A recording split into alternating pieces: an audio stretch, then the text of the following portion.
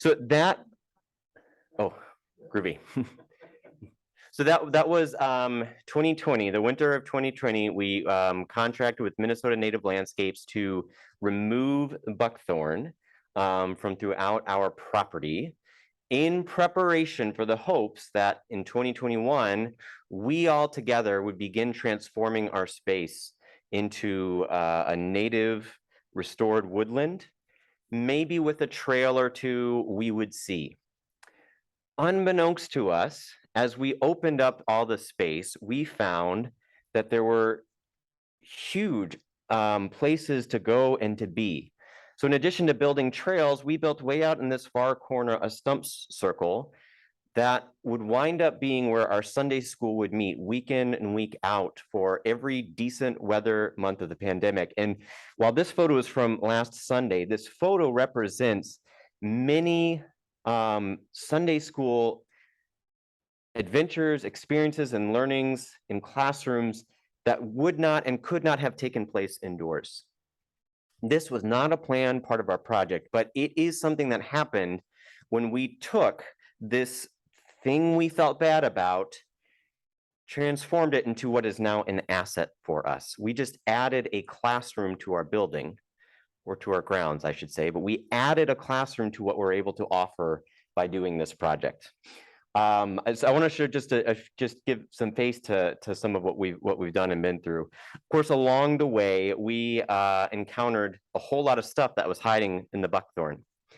All of this concrete rubble, all of that metal, this is all stuff that was back there in the woods. I have no idea how much of it is from us, how much is from neighbors, how much is from who knows what.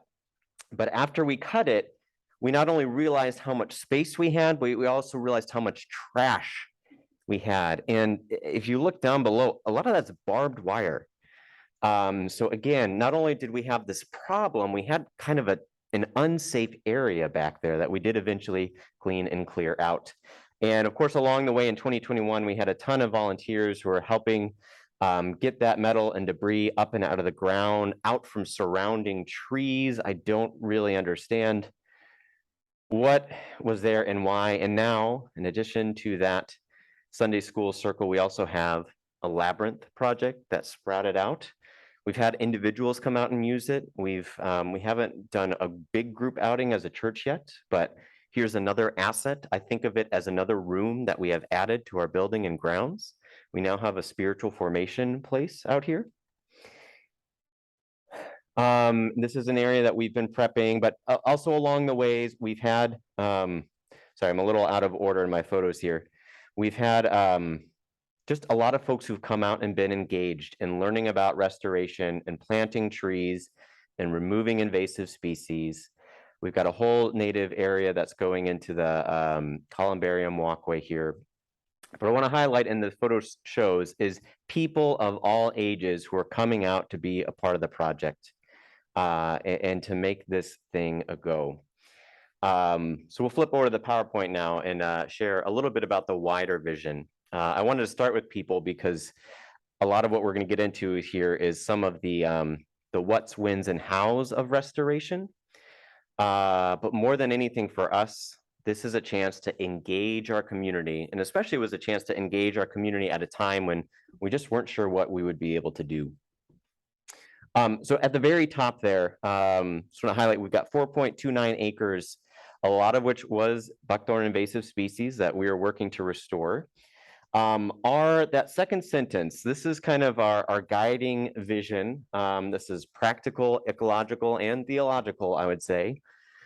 Our vision is to act as good stewards of the land on which we are located by restoring a biologically diverse native ecosystem. Oh yeah, okay. Good call. Can I just real quickly? Yeah. This church, Katie, maybe we started in what 1960, something like that. And 58. This property, obviously, with us cleaning up back there, we found chicken wire. This is very apparently a farm that had chicken sheds. And yeah. Do we think the farm existed right? What was here when we acquired the property at first? Was it a farm or was it? Yeah, so we'll jump ahead. So of course, going further back, we are on the homeland of the Dakota people. In the upper left-hand corner there, we see the map of the Native American tribes, which have their own diversity and stories, but largely we are a part, this is the homeland of the Dakota people. Of course, that land was taken, of course, through treaties and has since been settled. Our plot right there, our historic plot, was a farm site. Up until 1947, it was a working farm with cultivated crops growing from edge to edge. After 1947, that stopped, and the land was essentially kind of let to grow wild and to go. And St. Luke purchased the plot, I believe, in 1957, and we began going from there. So the big oak tree here, we expect is a remnant, meaning an oak that has been a hangover from that time. A lot of what we have back in the area are ash trees and box elder maples. We expect that those are younger trees that just sprouted out after the farming had stopped. So that's a bit of the history there. And yeah, if we see, I'm going to fast forward to the map. Oop, I had it. Sorry. So the historic driveway from the plot is where our driveway roughly was, and our garden shed, as you know from up top, this doesn't have a laser pointer, does it? Is it the red button? Hey-oh, okay. Yeah. So this historic driveway, comes into the plot, and back here is where we believe some of the original older buildings were. There's this big impervious concrete block back here that is different from our shed and the other shed that used to be back here. We expect that is a much older, the foundation of some type of building. But yeah, so we purchased the land, and in time built the building, expanded the parking lots, expanded the building. And this whole area has just been kind of left to go and to grow. And I did hear from a number of folks who, when they were much younger, would sort of play in these woods. Eventually, they got too overrun to be able to play in, overrun mostly by the buckthorn. It does make really big thickets. I'm going to hop back to the front just to finish off our mission statement there.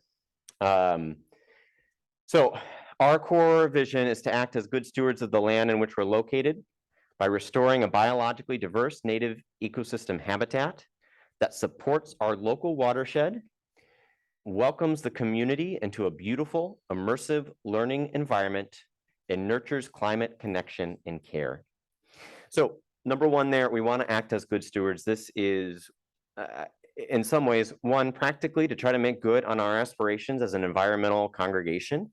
It just does not make sense to be ignoring a big, massive kind of invasive problem, something that could be an asset.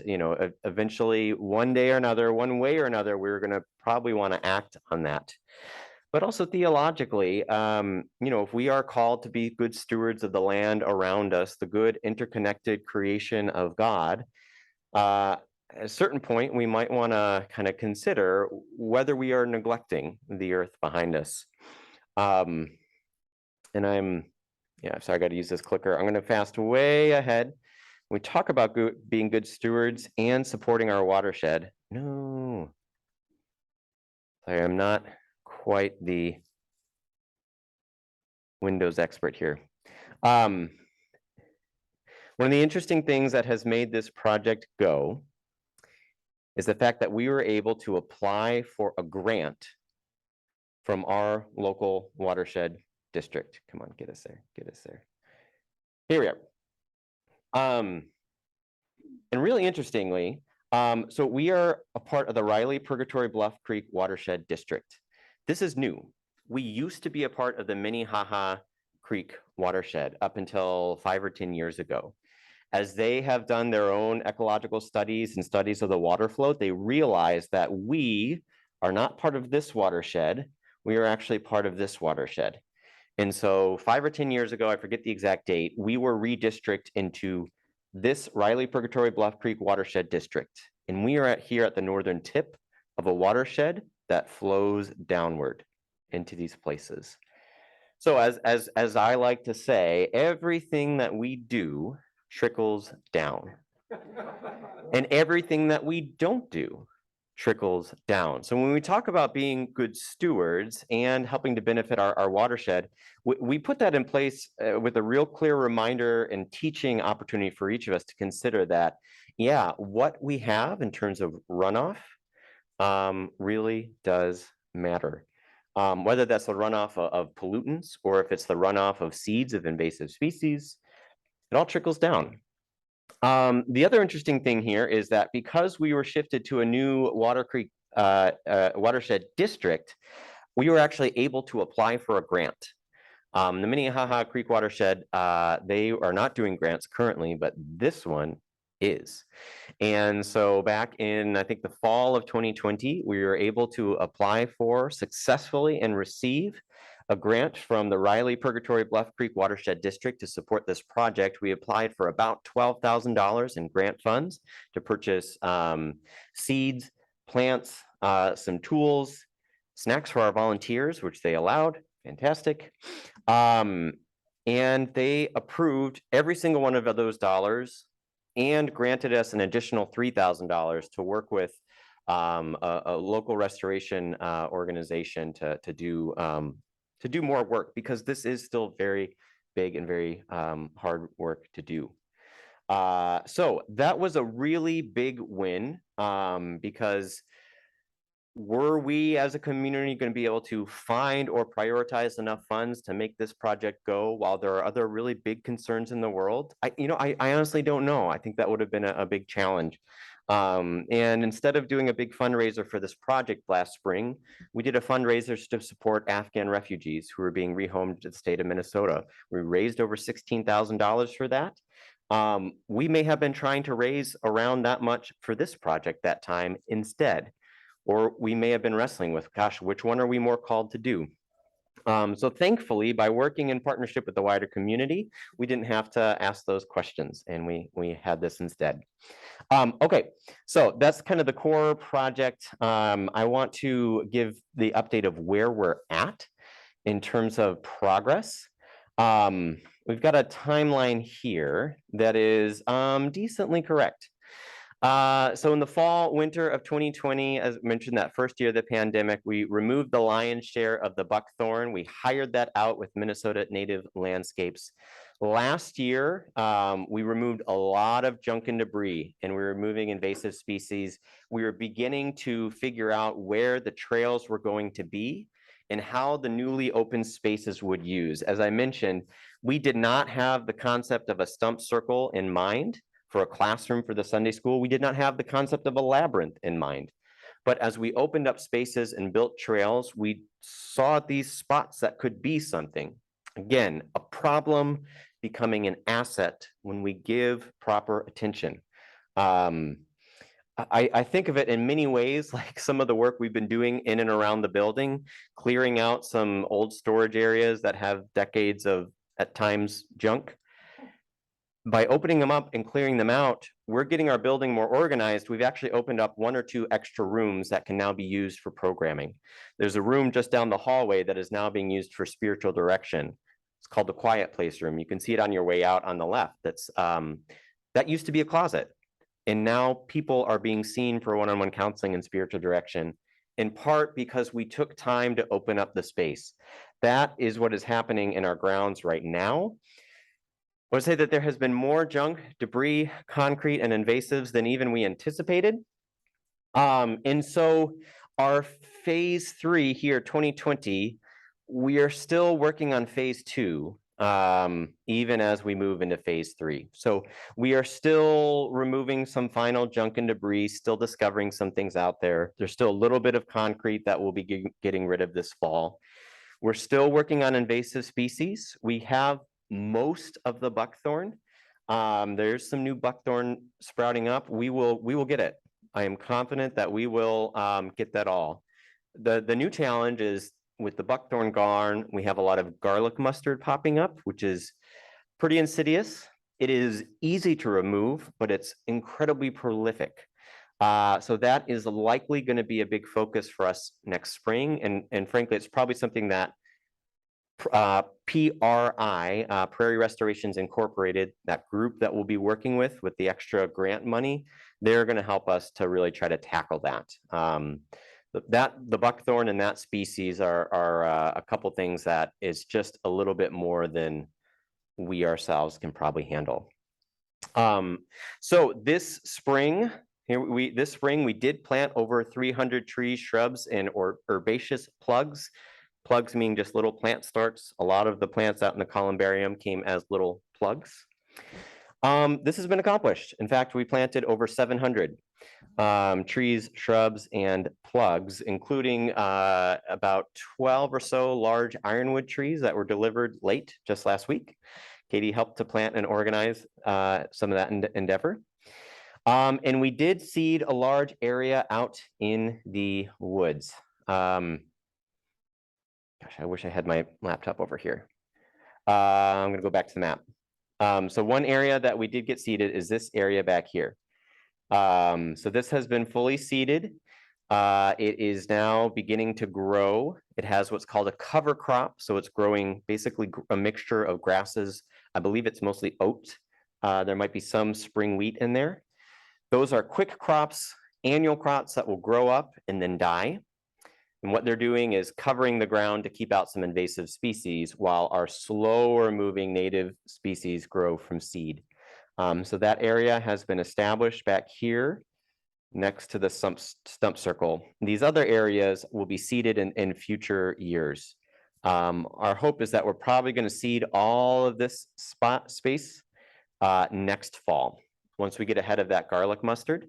That is the goal. And additional along the way where all of our planted species have gone in these red areas. So we wanted to make a big prioritization of our sweat lodge area. They've been very exposed with the buckthorn being removed. So we had a team of volunteers build a nice wooden fence. And then we planted a lot of native species that have ceremonial properties to our sweat lodge users. So there's a lot of extra cedars that are there. There's some extra sweetgrass we've moved over there, some sage. So this space is being a little more personalized for them. And then in these couple areas here, we've got a lot of areas that are a lot more exposed now for our neighbors. So we want to be good neighbors and stewards. And so we planted a lot of native trees and shrubs along the property line. That's where a lot of our larger trees have landed. You can see some of them here along the parking lot pretty well. Over here, this is sort of a bonus project, and I want to give a call out to Dennis Yockers, especially, who's been working with the city. As you know, this road got reconstructed last summer, and as a part of it, they were seeding the areas where they had to tear up for the new curbs. And they did give people the option of having a native plant mix, so that we did choose that. Currently, if you head out there, you will see a lot of wheat. They used wheat as a cover crop. So there's a lot of dead wheat stalks there that are hanging out along with some native seeds. And Dennis Yockers brought a bunch of plants from his home. They were doing road construction where he was at, and all his plants are going to be torn up. So he said, how about I tear them out myself, relocate them to St. Luke, and help get this area started so that our rain gardens over here are beginning to kind of come around the edge. And what we will ultimately find, hopefully in a year or two, is that nearly the entire frame of our property is being restored in one way or the other, whether that's woodland or moving out into more of a prairie in a bit of a savanna here, which is that transitional area from woods to greens. You'll see down here, future prairie planting. This is one of our long-term ideas and visions. We'll see. We've got, a whole lot of work to do over here the next 2 or 3 years. But if we get to a place where we're just maintaining what we've restored, there's this nice, lovely green strip right here that gets a lot of sun. That would be, we think, fun to have a nice prairie planting with maybe a small walking trail that takes you back to the woods. So that, let's say you wanted to come and experience the St. Luke Labyrinth, you could park down here, go through a nice prairie walk, learn about prairie plants along the way with some educational signs that we'd love to have. Walk through the woods here and wind up at the labyrinth. And then this here area here where we have the apple trees, this is a big mystery, I would say. We've got a whole lot of green here that could be an opportunity to expand the apple trees, to do more planting around there. Someone mentioned to me, it could be an interesting place to put a solar array if we wanted to increase our solar at some point. That could be an option there. It faces the south, it's on a hill. It could be an interesting, really visible place to have something like that. We don't know yet, but this is a long-term opportunity where there's a lot of lawn that isn't used by pitter-pattering feet. We do want to protect this area for some program space, but this is a big opportunity to sort of take this big restoration frame and complete it. But we don't want to get ahead of ourselves. We still have the whole rest of this area here to be working through. Oh yeah, I do have the plans up there. Right. Yep. Just ask real quick, down here, obviously you have a chain link fence right about in there. Yep. Is that where our property ends and the schools? Correct. Yep. Does Groveland Elementary School own the ball fields over here? Or? Yes. Okay. Yep. Groveland, basically where that fence is, they own. And then we have a shared, I think we own the lower parking lot here, but we have a shared lease, not a lease, I forget the realty word, but they get to use that. Right, Easement, yes, yeah. thank you. We have an easement for them. Right. So that is, where we're at overall. We are continuing to remove invasive species. We've got all of our plants in. These were all planted by volunteers. Even if they're planted by professionals, we would probably be targeting a hopeful, 80 to 85% survival rate. That would be considered really high for professional restoration. So likely next spring, we will find a few dead trees here. A few plants didn't make it, a few didn't make it. And we may have a future planting to replace some of those. That happens every time, every restoration, especially when it's a drought year like we had and a volunteer-led project like we had. Our goal, I would say, is not perfection. Our goal is progress and improvement and the engagement of folks along the way. This is something that I often talk about in terms of compost. We started a compost shortly after I got here, compost for the church. And we knew when starting it that we were never going to have perfectly separated compost, recycle, and trash. Folks would always have questions, and we would always be doing a little sorting behind the scenes. Yes, the goal is to compost our compostable natural waste, but an important secondary goal is getting people to practice what does it look like to compost.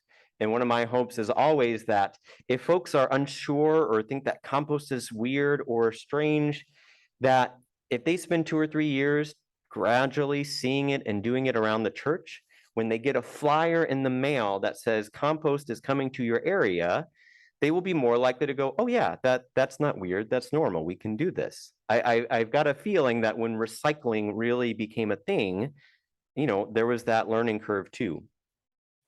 One of our hopes here is to be a guiding, teaching example for the wider population, beginning with ourselves in this community, but also everyone who visits this space, to show what it looks like, and it's a messy process, but to show what it looks like to restore an area.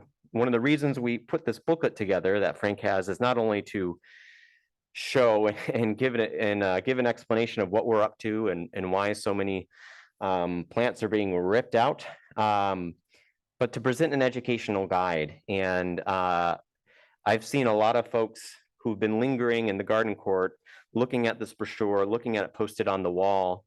And I've talked to a number of folks who said, oh yeah, you know what, we're about to plant a new garden. We're gonna try planting some native species instead. And that is where the ripple effects of this begin to come in. It's great that we're doing something like this with our property, but we are a place that touches many lives. And if many people get to be a part of it, then hopefully this ripples out, and maybe it'll take a generation or two. But, you know, I think we really are coming to a threshold moment where people are going to start rethinking lawns a whole lot more than they already are. You know, it's a big deal in places like California already, but why? You know, this columbarium area is a brand new area that we wanted to plant and make sure it was beautiful. And we got a couple of landscaping designs and quotes, and they were almost all very water intensive things that would require volunteers to come regularly throughout the summer to water and water and water and water. And there are plants, attractive plants, that are native and drought resistant and don't need that kind of support. And so why wouldn't we make that choice to have plants that can benefit the environment, but also don't need so many annual inputs?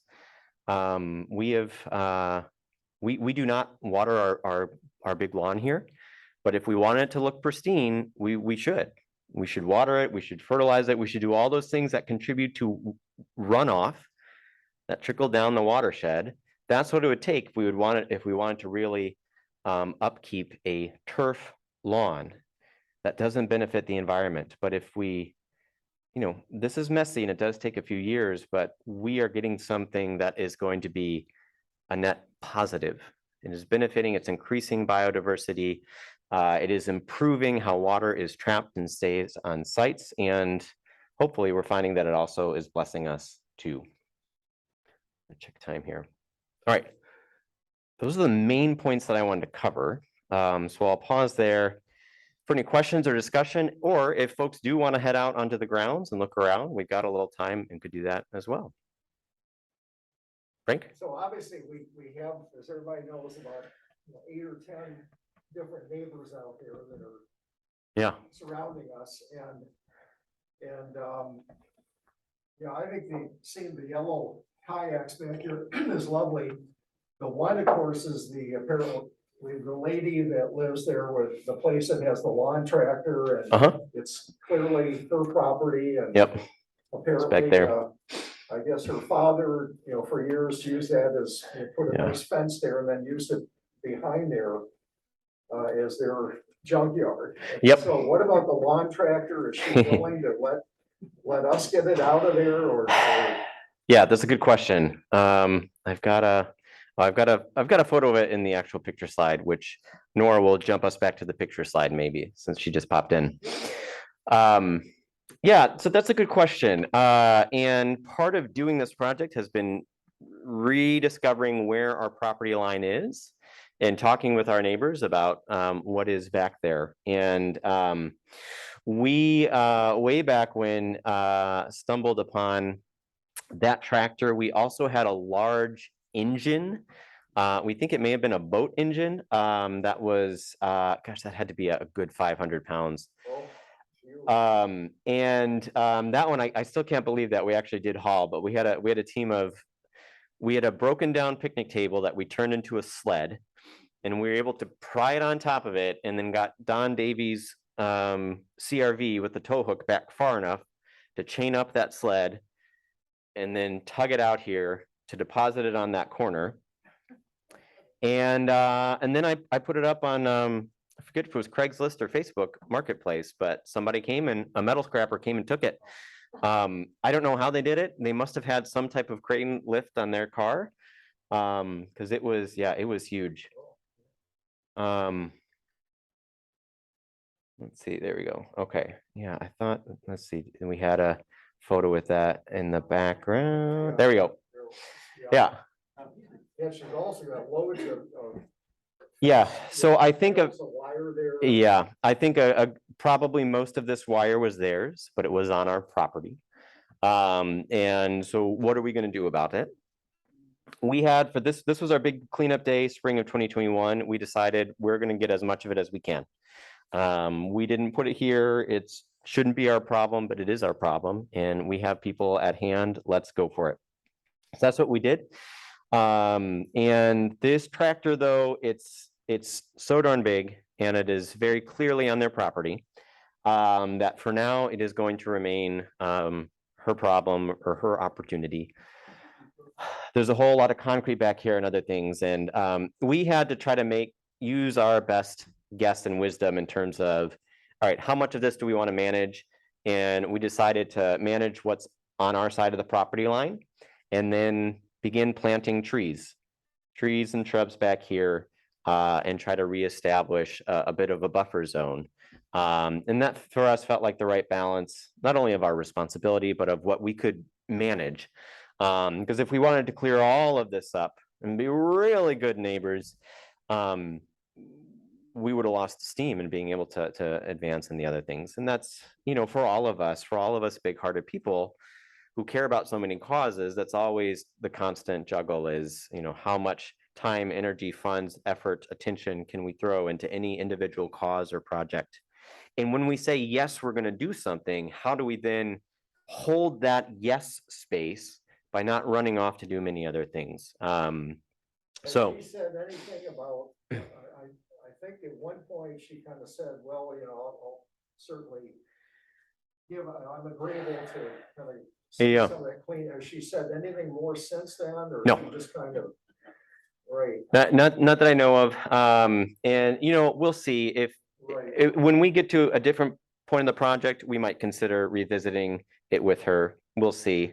I think many of you kind of heard and knew along the way as well, as we were preparing for seeding and for planting a lot of these trees.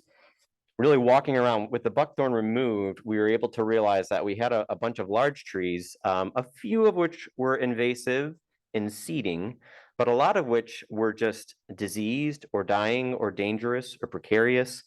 One large tree, I'm sad to say, that was very dead and dangerous right next to this playground area. It wasn't falling over, but it was large and dead and at risk of falling over any time, basically. So we we weren't planning to remove a whole bunch of large trees, but we decided that we really should. Some of these are problematic, and some of these we should clear before we seed and plant. So we got a quote for the removal and the hauling away of all these trees, and then we said that's too much.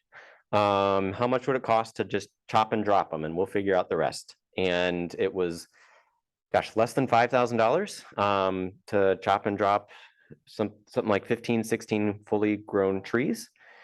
So they did that. And I showed up the next day and panicked because there were massive trees down all of our property. And I preached a sermon about it because I felt anxious all week, and I said, all right, I need to explain what's going on here. And we kind of talked about, I don't know, some things taking time. And as part of that, though, we also called for volunteers, and I heard from a number of people in the congregation who are chainsaw wielders, including Rick Bell here, Don Davies, Charlie Thomas, and a whole bunch of other folks who are pruner wielders. Katie, Carol Thomas, I believe you joined us too, Sue. Yeah, a number of folks joined out, and we had a whole team of folks who were chopping and clipping, and we ultimately did spend a couple $100 more to have the tree company come out with a crane and scoop up a big pile of some of the brush. But we did this all for maybe an eighth or a ninth of the cost because we were able to do it ourselves, which I don't know if I would choose it again. But we did it. We got it done. And now a lot of these large sections are what are going to be lining our trails, and some of the log-sized ones are going to the sweat lodge. So again, here's this problem that we're trying to transform to an asset and to hope bless our community. Nora? Yeah, a lot of those, the base of those trees that were fallen too are now used in our stump circle. Yep.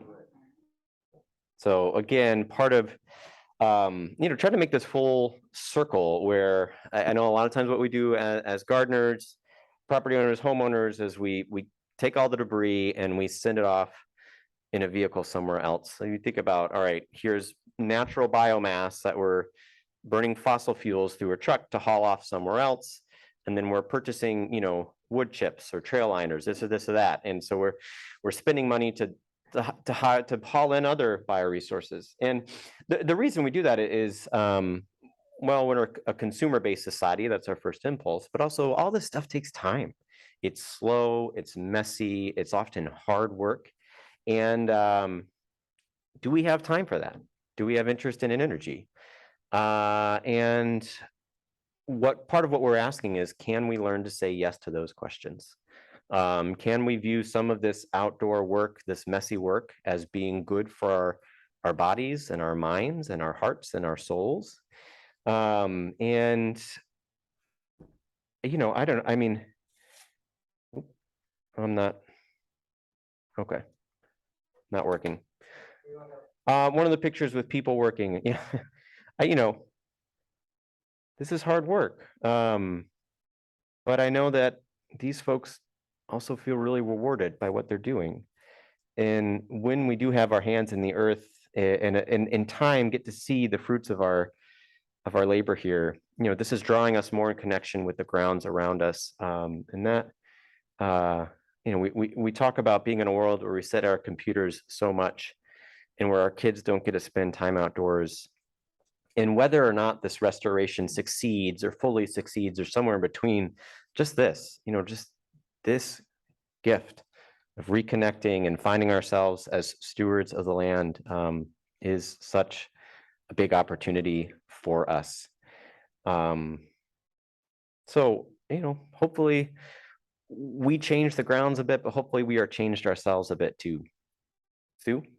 Yeah, yesterday I was over here, doing some work on this garden out front, and the neighbor whose driveway comes out of. Yep, oh, your mic there if you want to. The driveway that comes out right near our main entrance. Mhm. She walked over and wanted to chat, and she said, I just had to tell you, yesterday I was out walking my dog and there were two deer about 3:30 in the afternoon. One was jumping away at the central garden there, and the other one was another place. But she was so anxious to talk, so I thought, Yeah. I couldn't remember if she was the one who was a difficult neighbor, but it didn't seem that way. Mhm. So I walked her around in the back and kind of showed her what we were doing and explained it all. And she was so open and friendly. I thought, this must not be the nasty neighbor, but it was kind of delight. But she couldn't have been more friendly. And I thought, yay, that's good. Yeah. So We, you know, of our neighbors, we do have, I would say, one or two who are not feeling as good about the project. I would say early on, the company that came to do the buckthorn removal, they came 2 weeks earlier than was originally scheduled. They probably had an opening in their schedule, and we did not hear about that in time to let our neighbors know. It was also 2020, the pandemic, the election, all sorts of things. We did not do our best to proactively let our neighbors know about, you know, what was coming. We learned from that, and at major steps along the way, we've since gotten letters out to the neighbors. Here's what to anticipate. You know, a tree company is coming on this date. We're going to have a lot of volunteers on this date. Here's a property map. You can learn more about our project. Go to our website, blah, blah, blah. So we have learned to try to be a little more proactive in our communication.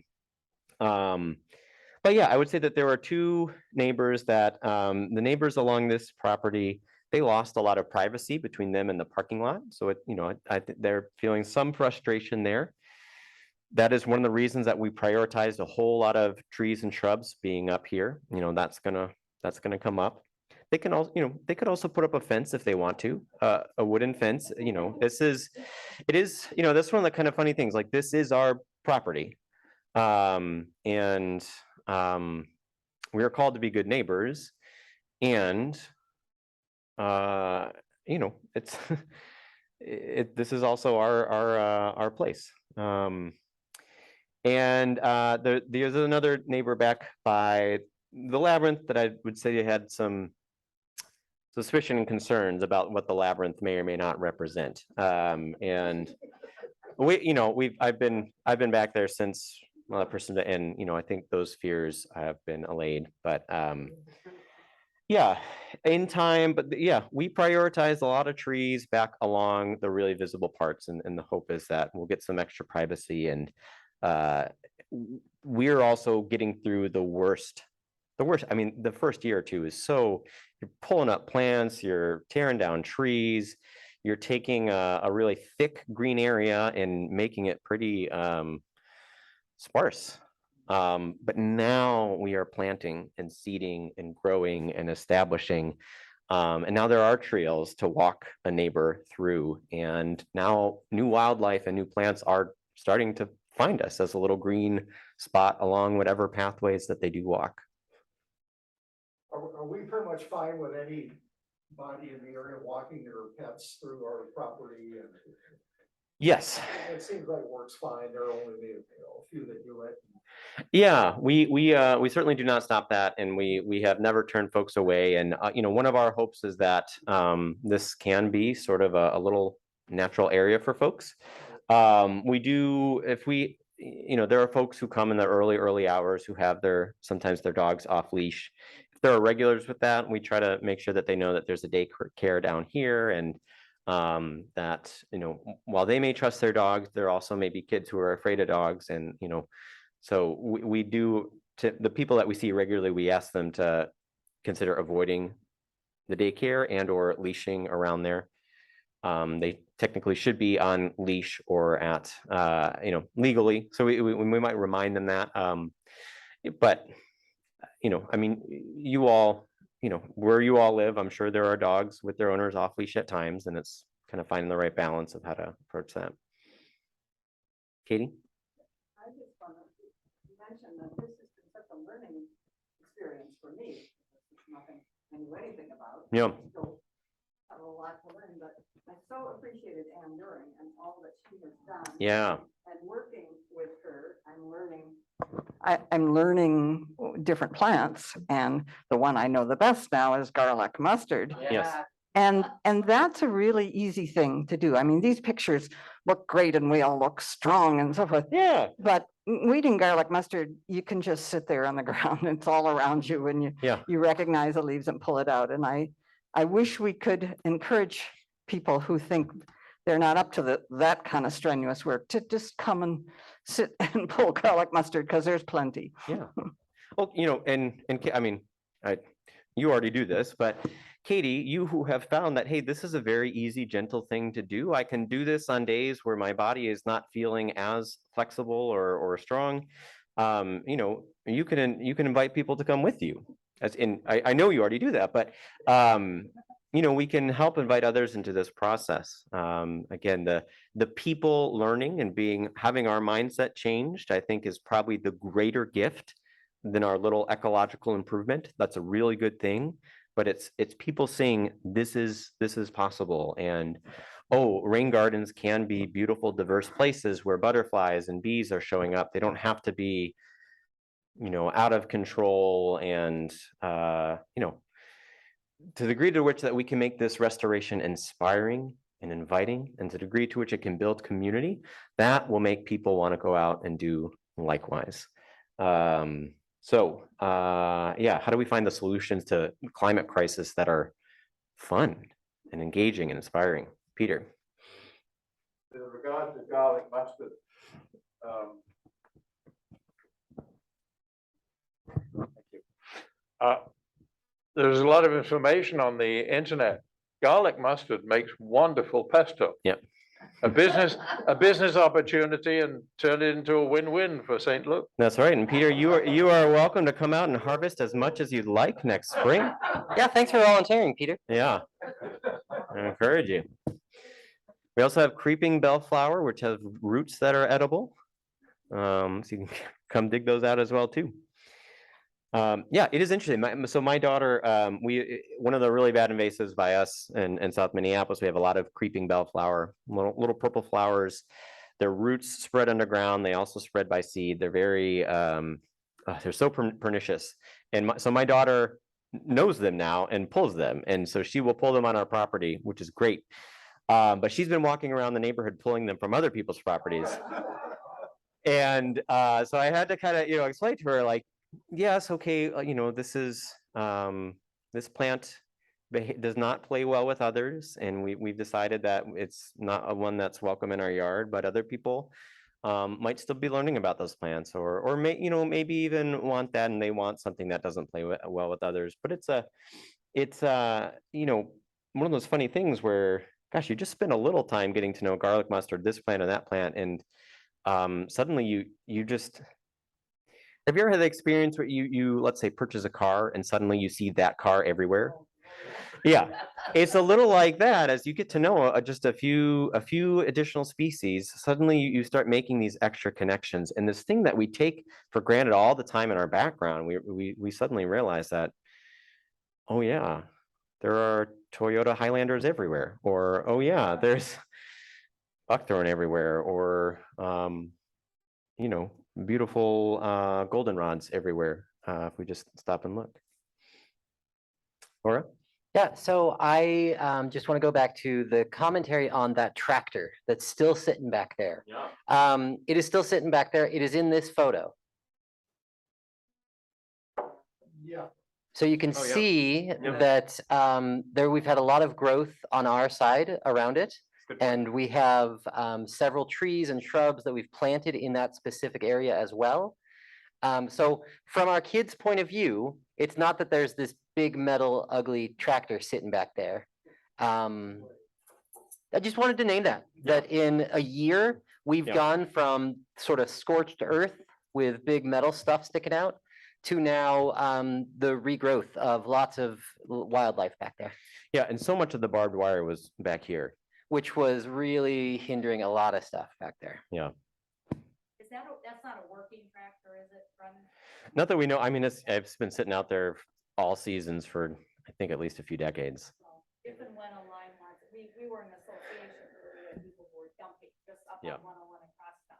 And you know, Minnetonka does have rules about things Oh, like yeah, that. I'm sitting sure. in yards- Sitting in yards that aren't licensed or aren't moving, but you know, I hear what you guys are saying, you're not ready to go there yet. Right. I would bet that tractor's 50 years old would be my Yeah. guess. You know, Is it on our child- Yeah. Seeing the It's not our style of No, the it's not. tractor. It's a Montgomery Ward. Right. Oh. So what does that tell you? Yeah, Yeah. been there a couple of years. But thank you. No, Yeah. for pointing that out. Yeah. So years ahead, again, we're going to continue to focus on invasive removal. Probably in an ideal timeline, we would have spent 2 or 3 years just doing that before starting to plant or seed. But we are, you know, we're a volunteer community. Part of what made this project a go was the fact that everything else slowed down and shut down. So we struck when the iron was hot.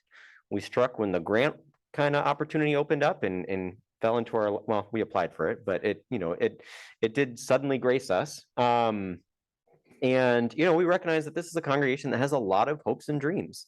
And so we're kind of, this is year 2 of what we think will be a 3-year really intensive plan of transforming this landscape.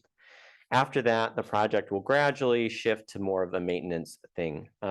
So next year, we're going to really work as a community and work with that PRI, Prairie Restorations, Inc., to get that garlic mustard out of there so that we can put new seeds in the ground in the fall. We'll have some extra plantings, but we're mostly done removing trash. We're done moving big trees. We're mostly done removing buckthorn. We've got that kind of last easier to grab species, but it's everywhere next year. And then hopefully 2024, we're starting to shift a little more into maintenance mode, but we're already in enjoyment mode. And that's, you know, I think just really fun to see. And following up on Katie's point, that if you want something to do to help out, but you don't want to do the big shovel work, that stump circle that's back there, everything, you see all that little green stuff in the middle, it all needs to come out. So if you're like, I don't know where to start, I don't want to pull bad stuff, you can start at the stump circle anytime you want. Yeah. And then enjoy the stump circle too. It's gorgeous back there. I tell you, for myself, I was never a gardener. I didn't like pulling weeds. It was the worst chore ever for me until I had this mental shift and recognized what an invasive species does to a native habitat. And my personal faith and concern and commitments to creation care, suddenly I'm living out my faith by pulling these invasive weeds. And the chore of being outside and pulling these things and getting dirty suddenly became a way of living out my faith values. And now it is a restorative act to go out there that like that literally rejuvenates my spirit when I go do it now. Check the chat bubble, and then that might have that be our last question here. All right, Phyllis agrees with Katie and that the pulling the garlic mustard feels really good. Amen. Wonderful. Okay, I think we're going to formally wrap here by now. It's about a little over 15 minutes before worship. Give folks plenty of opportunity to use the restroom, mingle, or if you want, that is enough time, I think, to just do a simple loop around and head back to the main door in time for worship. Did you mention where the entrances are? I mean, we talked about a little bit on the map, but you know, there are kind of a trail in here at the bottom of the parking lot. There's one behind the food shed area. There's still, you can kind of you can also, if you head out the columbarium up the steps, there's now a trail entrance right about this way that splits, goes to the labyrinth, but also back to the stump circle. All right. Thank you so much to everybody Yeah, thank you all. who worked on this project. It's marvelous. So, Yeah, it's definitely been big, messy, and creative, and occasionally beautiful too. thank you, Brennan. Yeah, thanks everyone. And I will say a big thank you to the ground steering team. Ann During has been a huge force of this. Judy, Greg, Cliff Bukema, Phyllis Kerr, Pat Hasse has joined us, Nora, myself, and then Dennis Yonkers has been kind of in various expertise capacities along the way. So yes, if you see them, thank them too. Lovely. Right.